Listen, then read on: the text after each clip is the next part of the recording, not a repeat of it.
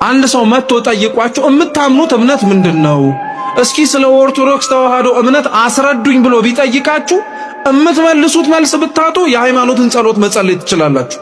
ምክንያቱም የሃይማኖት ጸሎት ቤተክርስቲያኒቷ የምታምነው መስከራም ደግሞ የምትኖርለት እምነቷ ሁሉን የፈጠረ አንድ አምላክ በሚሆን በእግዚአብሔር አብ እናምናለን።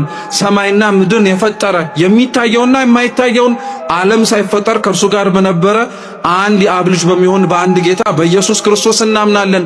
ከብርሃን የተገኘ ብርሃን፣ ከእውነተኛ አምላክ የተገኘ እውነተኛ አምላክ፣ የተወለደ እንጂ ያልተፈጠረ፣ በባህሪው ከአብ ጋር የሚተካከል ብለን እስከ መጨረሻይቱ የሙታንንም መነሳት ተስፋ እናደርጋለን።